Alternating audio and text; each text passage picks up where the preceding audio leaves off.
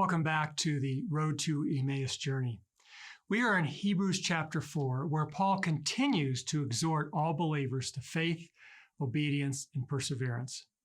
His main point here is God's rest that he offers believers through the work of Christ, both here and now, and the eternal rest from all work that is to come. But what I want to focus on for just a moment is our rest in the finished work of Christ for our life here and now. We came into a personal relationship with Christ, believing that his death and his resurrection for us was our only way of salvation and into a relationship with God. And we let go of any other thought that we had about earning this for ourselves. We rested in Jesus and enjoyed our new life.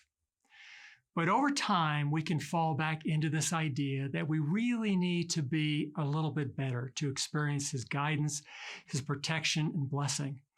And so we stop resting and we start working to prove our worthiness of having God's love and presence. This is a repeated part of my story, and I suspect yours.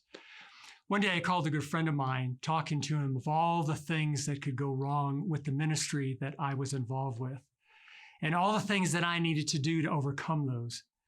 And when I finally stopped complaining, he told me a story, one you may be familiar with.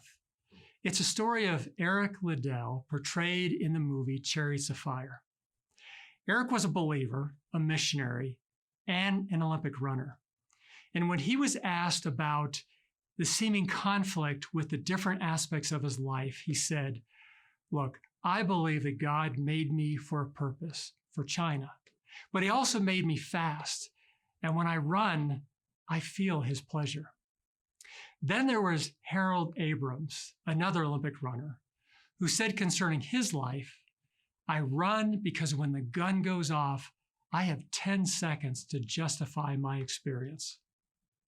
My friend said to me, "You have gone from doing what you're doing from God's pleasure to trying to justify your experience and your existence. You don't need to earn or justify anything. You just need to rest in your relationship with Christ." And he was right. Those words were what I needed to hear. In verse 9, Paul writes, "There remains then a Sabbath rest for the people of God. For anyone who enters God's rest also rests from their works, just as God did from his.